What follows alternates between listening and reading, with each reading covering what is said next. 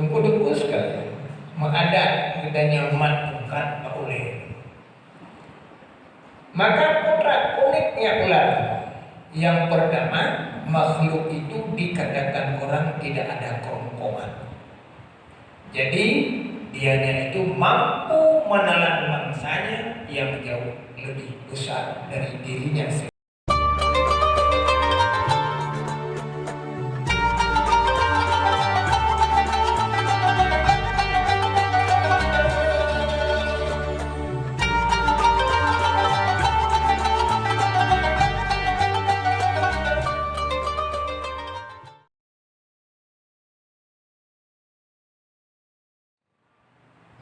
Hamdan syukran lillah, salatu wassalaman ala rasulillah wa ala alihi wa ashabihi wa man tabi'ah. Wa qala Allah ta'ala fi kitabihil karim wa bihi yahtadil muhtadun. A'udzu billahi minasy syaithanir rajim. Bismillahirrahmanirrahim. Ya ayyuhalladzina amanu kutiba alaikumus syiyam kama kutiba alal ladzina min qablikum la'allakum tattaqun. Wa qala Rasulullah sallallahu alaihi wasallam, khaslatani la syai'un afdalun minhuma al-imanu wan-naf'u lil-muslimin. Sadaqallahul azim wa sadaqa rasuluhun nabiyul karim wa nahnu ala dzalika minasyahidin wasyakirin. Abu Imam Syekh yang Tuhan muliakan, guru-guru dan ayah-ayah ulun Tuhan berbantu Badan Kemakmuran Masjid yang kita cintai ini, hadirin jamaah Jumat yang dirahmati Allah Subhanahu wa taala. Pada kesempatan yang sangat singkat ini, mari kita perhatikan kepada ayat Allah Subhanahu wa taala dan kepada sabda Rasulnya yang beliau Tuhan baca,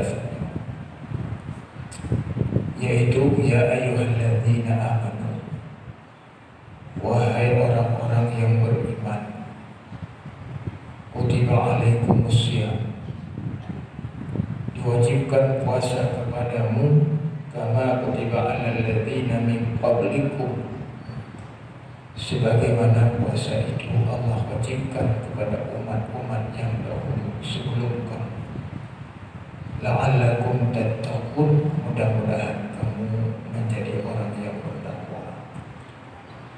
Yang pertama pada ayat tersebut adalah dibicarakan iman. Kemudian yang kedua dibicarakan puasa. Maka targetnya adalah orang yang padanya itu ada iman dan dianya itu berpuasa, maka targetnya orang itu jadi orang yang bertakwa.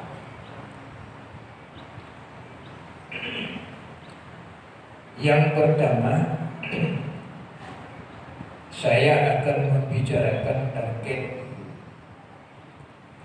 jadi tujuan yang akan dicapai. Tujuan yang akan dicapai yaitu takwa. Takwa yaitu satu suku kata yang mudah diucap, tapi lumayan gehon awake kubut. Yaitu satu suku kata yang terdiri daripada berhuruf. Yang pertama ta, yang kedua qaf, yang ketiga waw, yang keempat ya. Jadi takwa. Kemudian apa itu takwa? di dalam kitab Sirajul Talibin yang hana tuan ingat ulumui pada membicarakan persoalan dakwah.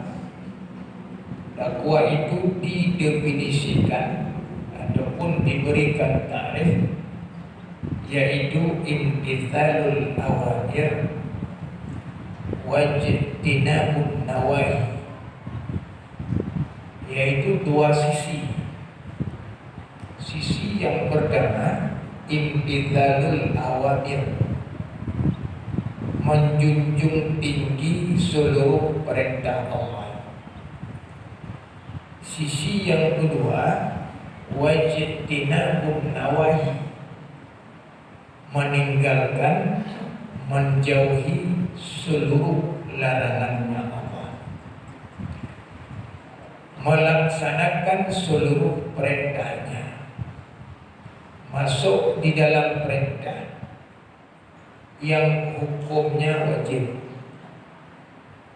masuk di dalam perintah yang hukumnya sunnah,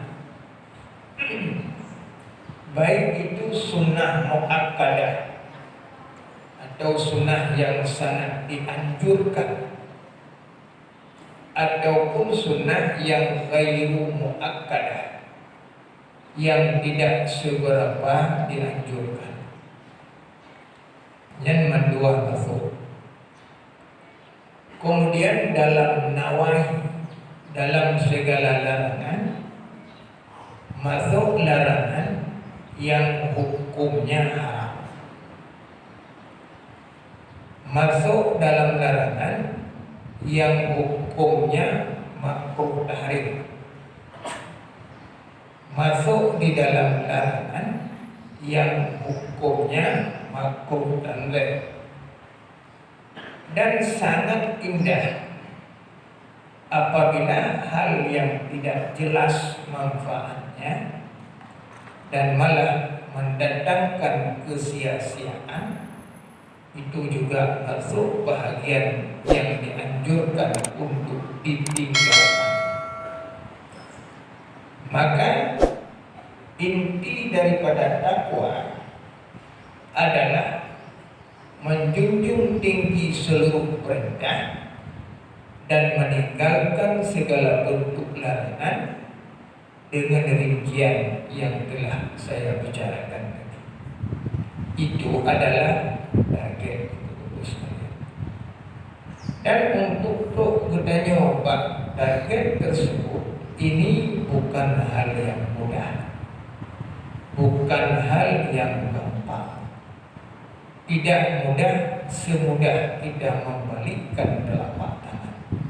Perlu kepada modal besar. Modal yang pertama adalah iman.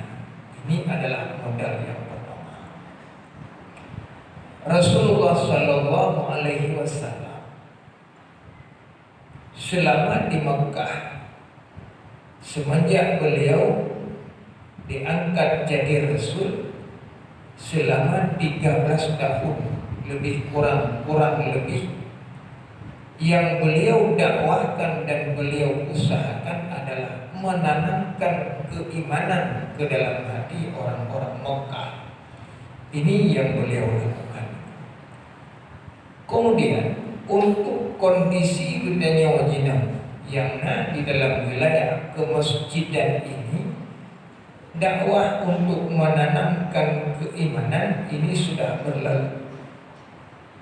Akan tetapi yang perlu kita lanjutkan adalah dakwah untuk mempertahankan keimanan, satu.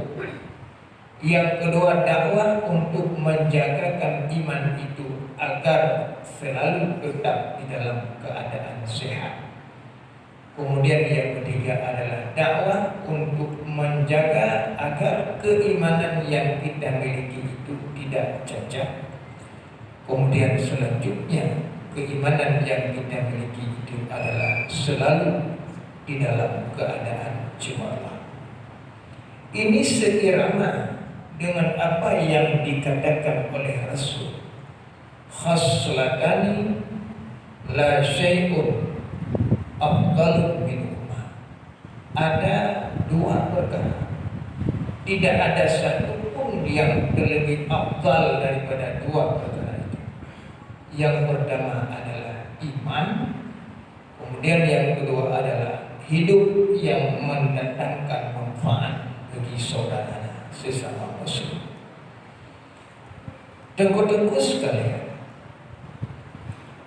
iman kepada Allah artinya gedanya yakin Allah mampu mendatangkan manfaat, mendatangkan rezeki, mendatangkan kesehatan, mengekalkan kesehatan, mendatangkan kesembuhan, mencabut berbagai penyakit bala dan semuanya. Ini yang dimiliki cuma oleh Allah, tidak ada yang lain, tidak. Allah zat yang mampu mencungkir balikkan manusia dari posisinya yang mulia, dibenamkan sebenam-benamnya menjadi manusia hina.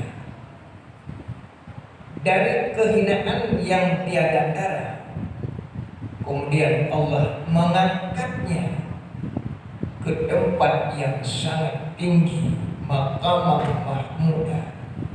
Kekuatan ini yang dimiliki cuma oleh Allah, tidak dimiliki oleh siapapun di dunia ini.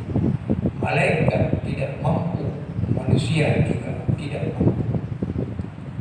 Apabila hal yang seperti itu tengku-tengku sekalian, istilah gedanya orang Aceh, megedok dalam hati, menggema dalam hati, maka akan timbul dua perkara. Yang pertama, rasa takut yang sangat luar biasa kepada Allah, mengingat Allah itu sangat gagah. Dan di sisi yang lain, dalam waktu yang bersamaan akan timbul rasa harap kepada Allah, harap yang sangat tinggi, lepas harapan daripada yang bukan Allah, karena dianya yang mampu mendatangkan manfaat, dianya yang mampu mendatangkan mudarat, dia yang mampu mencabut manfaat tersebut, dan dia juga yang mampu mencabut segala bentuk kemudaratan. Maka dua hal ini pasti timbul apabila kita beriman kepada Allah Subhanahu wa ta'ala. Kemudian hadirin, menyoleh kitanya iman kata miliki. Ini saya ceritakan ringkas-ringkas saja. Apabila kitanya iman kata miliki, iman sudah mantap, Allah sudah kita kenal betul siapa dia, ya? Maka apapun yang Allah perintah, apapun yang Allah larang, ini adalah bukan sesuatu yang berat, bukan sesuatu yang gehon, Pak Gedanya Kubur, han sengsara kalau tidak kerjakan. Kenapa? Karena sandaran gedanya adalah zat yang mampu mendatangkan manfaat dan zat yang mampu mendatangkan mudarat. Maka untuk pelaksanaan satu ibadah yang ketika diperhatikan dianya itu berat, yaitu puasa, Allah memanggil orang-orang yang beriman. Ya ayyuhalladzina amanu, wahai orang-orang yang di dalam hatinya, dalam hatimu itu ada keimanan, ada iman kepadaku dan kepada perkara-perkara yang lain, yaitu sisanya 5 perkara lagi. Kutiba alaikumusiyam, diwajibkan kepada kamu berpuasa. Tengku-tengku sekalian, maklum bagi gedanya, puasa dengan rindunya beda. puasa kan tunduk. Olehnya tunduk kan puasa. Cuman kodrati puasa. Puasa adalah ibadah. Ibadah dengan cara meninggalkan makan, meninggalkan minum, meninggalkan segala perkara yang lain yang dapat membukakan puasa, meninggalkan ucapan-ucapan yang tidak menguntungkan, meninggalkan pendengaran yang dapat merugikan, dan meninggalkan pandangan ciuman yang dapat mengganggu keimanan. Maka pendeknya, ibadah puasa itu adalah bahagian dari ibadah yang dapat membantu menjernihkan keimanan yang kita miliki. Nah, ini yang intinya. Maka ibadah puasa tunduk. Kata kelihatan ibadah puasanya tunduk bukan.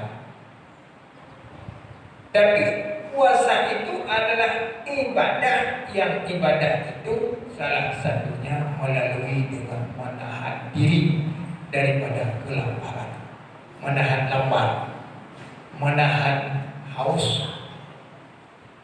Kemudian, kenapa harus dengan menahan lapar? Kenapa harus dengan menahan haus? Jangan makan, jangan minum, dan seterusnya. Tuku-tuku sekalian. Gedanya manusia nagebuh dalam diri gedanya makhluk yang nanti nafsu yang nagebuh gedanya manusia.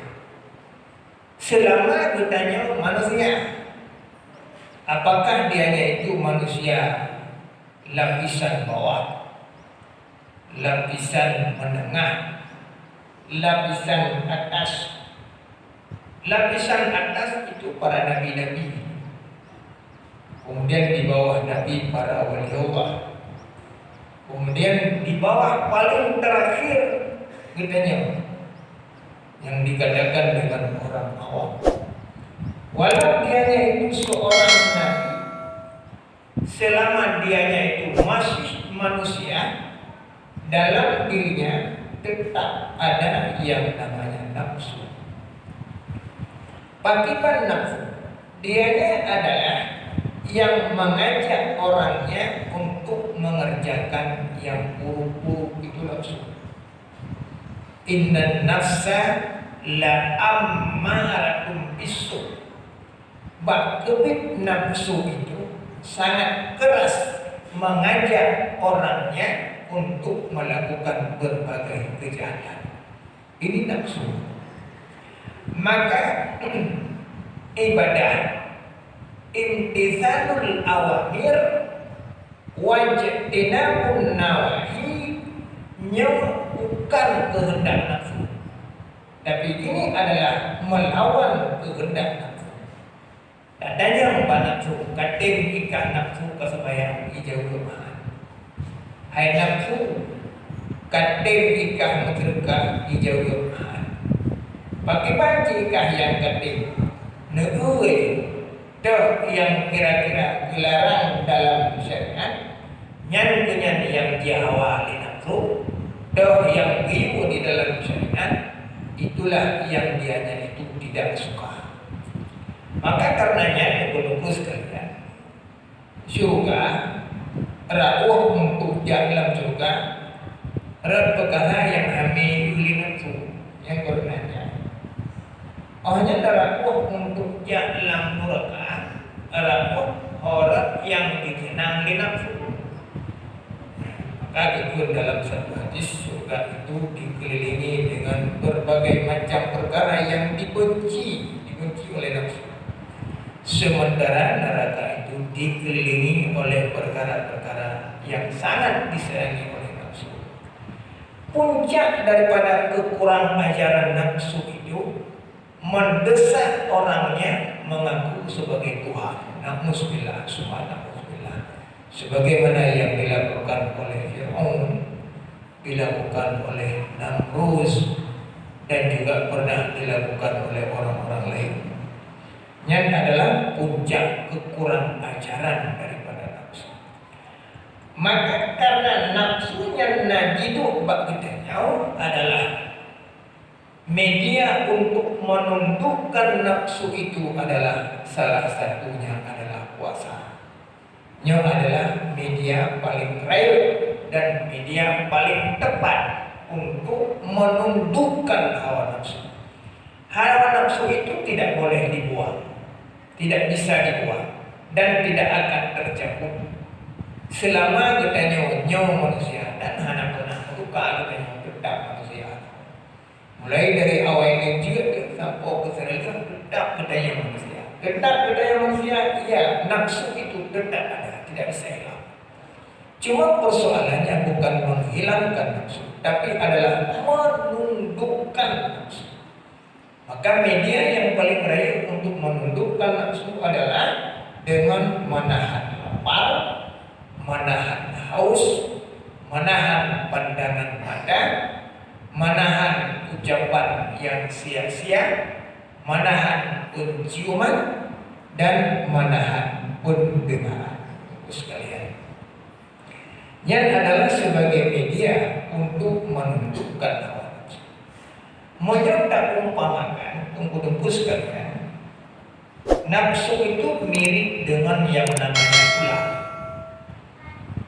Nabi Allah Musa natungkan sekret, gedanya kepada Allah, nyan putra Pak Jarod dengan dakwah Musa.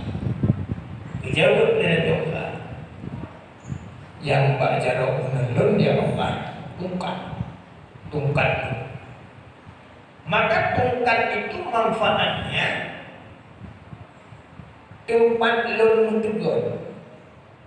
Awak tekuk gedanya lemah, namun tegur pakai tungkat. Kemudian jadi teman di dalam gelap. Awak dajak dalam cukup untuk tarabara anak petem juga, atau juga pakai tungkat. Kemudian tungkat itu bisa jadi sebagai alat memikul barang. Nabi Musa dijawab Allah ngelulukut kumpul kami. Artinya tungkat itu adalah bisa membantu kita. Kemudian ketika tungkat tersebut diminta oleh Allah untuk melepaskan, maka tungkat Nabi Musa berubah menjadi ular. Rupanya Nabi Musa gemutegan dengan ular, gelebot kumpul kami dengan ular, jadi teman di dalam gelap juga dengan ular. Tunggu-tunggu sekali, mengadat kita nyaman tungkat tak boleh. Maka potret uniknya ular yang pertama, makhluk itu dikatakan orang tidak ada kerongkongan. Jadi dianya itu mampu menelan mangsanya yang jauh lebih besar dari dirinya sendiri. Dan ini didukung oleh tubuh ular yang mencik-mencik. Makanya di makhluknya buka ahli bawang ular ini 20 lejeng. Dengan tidur jaga. Sisa itu yang di makhluk tuanya, yang pegang bawang belum ke bawang. Kemudian tengku sekalian, gedanya manusia ada yang kira anak tengku 20 cium dan semacam. Cuma karena tengku anak semacam, bukan semacam CPI, makanya bukan anak CPI anak semacam aku asal pokoknya 20 cium apa untuk nanti. Maka ini ukur nafsu. Dia itu mendesak kita untuk melakukan sampai kepada hal yang kita Tuhan mampu untuk kerjakan. Akhirnya kita yang penyakit, akhirnya kita yang mendatangkan mudarat, akhirnya kita adalah jipuja li penyakit yang akibat daripada ulah kita sendiri. Apa itu? Terlalu banyak makan. Ini ulah dan dorongan daripada hawa nafsu. Puasa dapat meredam ini semua. Maka dengan media kuasa, nafsu yang hendaknya miliki dia itu tidak lagi menggegarkan hendaknya untuk bubut kesalahan. Anak digali itu. Maka ia sangat awalnya sangat tempuh untuk mengerjakan perkara yang Allah perintah ringan, meninggalkan segala bentuk larangan Allah yang Allah tidak kebahagiaan Tuhan full, maka mencapai kepada target yaitu la'allakum tattaqun. Tunggu-tunggu sekalian, inilah sekedar ceramah singkat yang dapat Tuhan sampaikan. Mudah-mudahan bermanfaat adanya. Yang pertama kepada pribadi Tuhan dan juga kepada tunggu-tunggu sekalian. Amin ya rabbal alamin. Alhamdulillahi rabbil alamin wal 'aqibatu lil muttaqin wala 'udwana illa 'alal zalimin. Allahumma shalli wa sallim ala sayyidina Muhammadin asyrafil anbiya'i wal mursalin wa ala alihi wa sahbihi ajma'in. Amma ba'du fa ya ibadallah, ittaqullaha haqqa tuqatih wa la tamutunna illa wa antum muslimun. Wa qala Allah ta'ala fi kitabihil karim wa bihi yahtadil muhtadun. A'udzu billahi minasy syaithanir rajim. Bismillahirrahmanirrahim. Ya ayyuhalladzina amanu kutiba alaikumus syiyam kama kutiba alal ladzina min qablikum la'allakum tattaqun. Barakallahu li wa lakum fil Qur'anil karim wa nafa'ani wa iyyakum bima fihi minal ayati wadh-dhikril hakim wa taqabbala minni wa minkum tilawatahu innahu huwas samiul alim.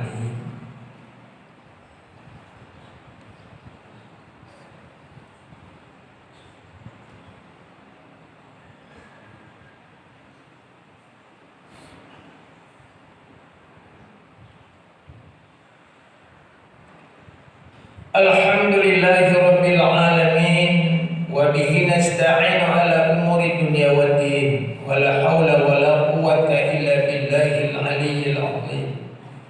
Allahumma shalli wa sallim ala sayyidina Muhammadin asyrafil anbiya'i wal mursalin wa ala alihi wa sahbihi ajma'in. Ayyuhan nas, ati'u Allah wa ati'u Rasul wa ulil amri minkum. A'udzu billahi minasyaitonir rajim. Bismillahirrahmanirrahim. Qul huwallahu ahad, Allahus samad, lam yalid wa lam yulad wa lam yakul lahu kufuwan ahad. Allahumma ighfir lana wa lil muslimina wal muslimat wal mu'minina wal mu'minat al ahya'i minhum wal amwat. Rabbana la taj'al musibatana fi dinina wa la taj'alid dunya akbar hammina wa la mablagha ilmina wa la tusallit alaina bi dhunubina man la yakhafuka wa la yarhamuna. Rabbana zalamna anfusana wa in lam taghfir lana wa tarhamna lanakunanna minal khasirin. Rabbana atina fid dunya hasanah wa fil akhirati hasanatan wa qina adzaban nar. Walhamdulillahi rabbil alamin wa la zikrullahi akbar wa aqimus shalah rahimakumullah.